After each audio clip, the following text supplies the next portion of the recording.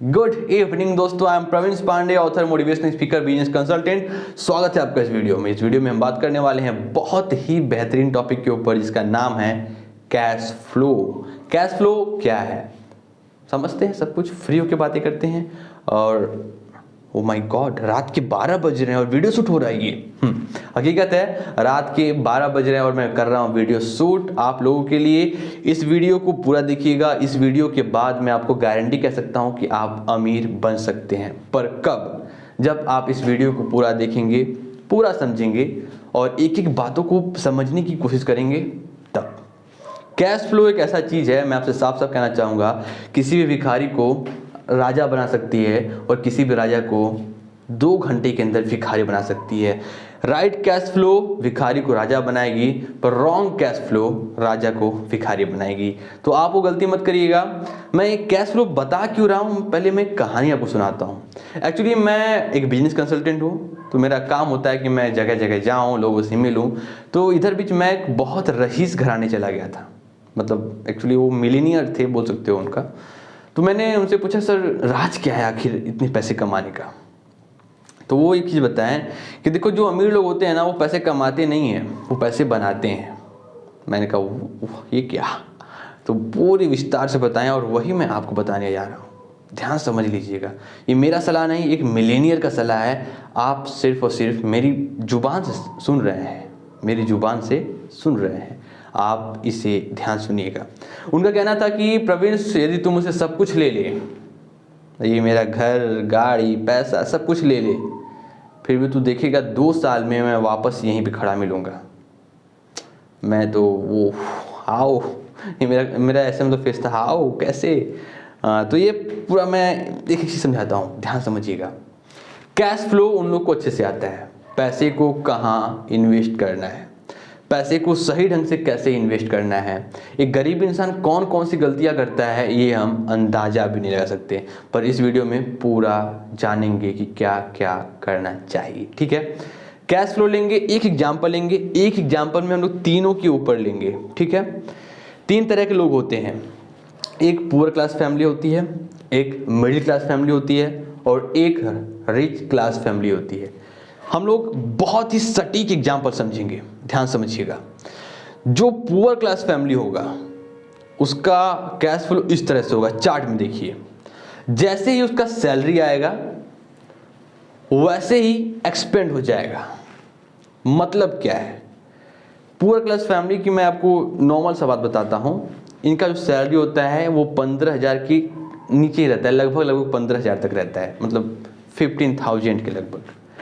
और जैसे इनका पैसा आता है ये तुरंत एक्सपेंसेस में चला जाता है।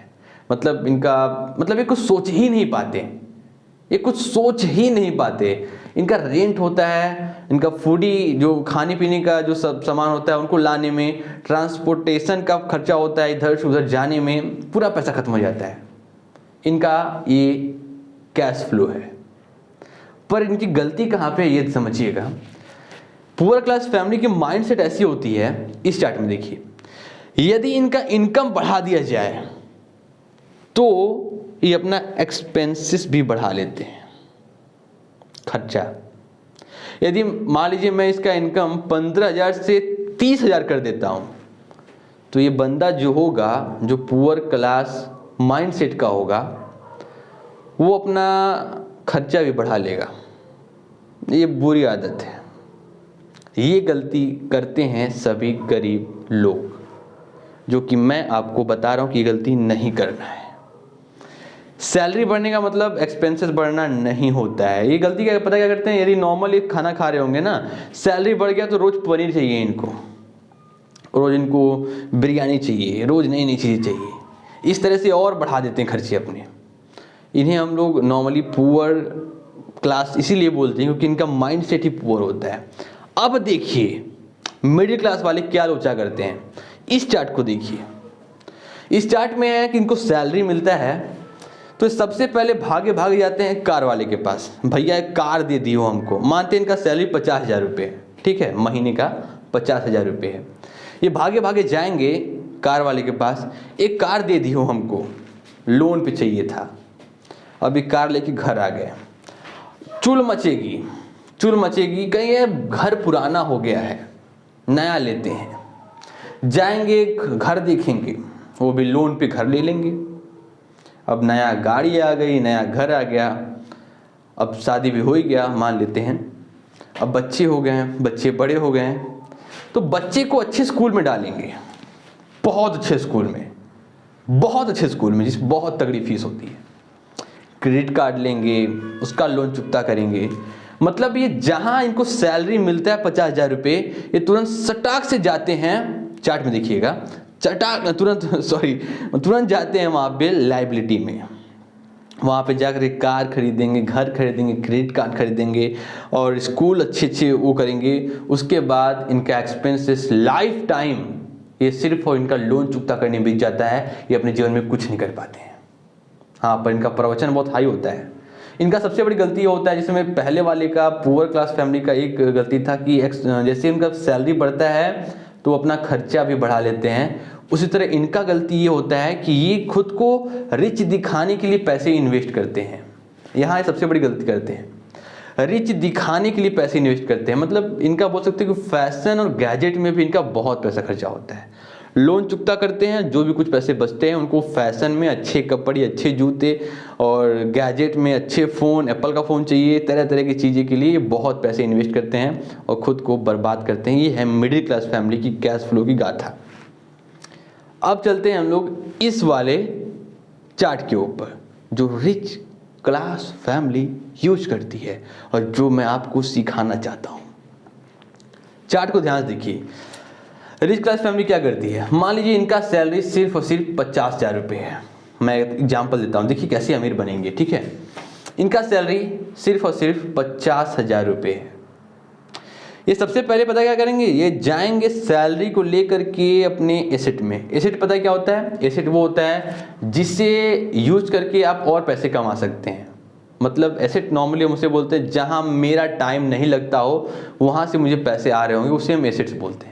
ठीक है, तो एसेट्स खरीदेंगे। एसेट्स कौन कौन से होते हैं, रियल इस्टेट हो गया, घर खरीदना हो गया और स्टॉक खरीदना हो गया और गोल्ड खरीदना हो गया, ये सब एसेट्स आते हैं। देखिए कई बार लोग बोलते हैं कि गोल्ड एसेट नहीं होता है, कई जगह सही भी है, कई जगह गलत भी है। तो मेरा ये जो सेंस है, गोल्ड को मैं एसेट ले रहा हूँ क्योंकि डेफिनेटली ये काम देता है, ये सही समय पे काम देता है। तो ये कॉन्सेप्ट है। मतलब मैं आपको समझाना चाहता हूँ, जैसे मान लीजिए इनका 50,000 रुपये सैलरी मिला, तो ये सबसे पहले टारगेट होगा कि मैं कुछ ऐसा करूं जिससे मुझे और पैसे आ सके। और पैसे आ सके मतलब ये कुछ ऐसा घर देखेंगे जिसको रेंट पर दे करके और बिना कुछ किए पैसे कमा सके। ये कहीं स्टॉक मार्केटिंग में इन्वेस्ट करना सोचेंगे ताकि बिना कुछ किए इनको कुछ पैसे आ सके। अब देखिए इनका यहीं पर गेम होता है। अब जैसे ही ये एसेट में पैसा खर्चा करते हैं, 5 साल वेट करते हैं, एसेट उनको पैसे देना बहुत तेजी शुरू कर देता है। और जैसे ही एसेट पैसा देना शुरू करता है, तब वो जाते हैं लायबिलिटी के पास। आप चार्ट में ध्यान से देखिएगा, लायबिलिटी के पास जाएंगे, फिर अपना कार खरीदेंगे, घर खरीदेंगे, क्रेडिट कार्ड जो भी उनको लेना पड़ेगा लेंगे। उसके बाद वो एक्सपेंसेस बढ़ाते रहें, कोई प्रॉब्लम नहीं है, क्योंकि इनका एसेट्स तैयार है पैसे देने के लिए, वो भी बिना कुछ किए, बिना अपना समय गवाए। क्या आप समझ पा रहे हैं? ये 3 अंतर, 3 लोग होते हैं पूरी दुनिया में, 3 माइंडसेट होता है, poor class, middle class, rich class. ये तीनों लोग का पैसे का फ्लो देखिए, ध्यान से समझने की कोशिश करिए। मैं अच्छे से समझाने की कोशिश कर रहा हूं। तो ये है इनकी गाथा। ठीक है, अब सवाल ये होता है कि क्या हमें क्या करना चाहिए। तो मैं आपको बोलना चाहूँगा कि आपको पैसे वहाँ लगाना है जहाँ पैसे और आ सके, मतलब एसेट के ऊपर। नॉर्मल सा सेंस है, जैसे सैलरी मिले आपको कुछ दिन सब्र करना है, आपको कुछ ऐसा खोजना है जहाँ से आप और पैसे कमा सकते हैं, जहाँ से आप और पैसे बना सकते हैं। यदि आप ऐसा करने लगे, आई एम डेम श्योर 10 साल तक हो सकता है कि आप नॉर्मल लाइफ जिएं, पर उसके बाद आपको कोई नहीं रोक सकता है लग्जरी लाइफ जीने से। पर जो गरीब लोग होते हैं, मतलब मिडिल क्लास वाले जो होते हैं, वो स्टार्टिंग में खुद को रिच दिखाने लगते हैं, इसके वजह से उनकी बैंड बच जाती है। हकीकत ये है। तो आपको क्या करना है, पहले सैलरी उठानी है, सैलरी जितना भी हो, उसके बाद आपको एसेट्स पे पैसा खर्चा करना है, उसके बाद आपको लायबिलिटी लेना है, फिर आपको कोई दिक्कत नहीं होगा क्योंकि एसेट्स आपको पैसा देना शुरू कर देगा।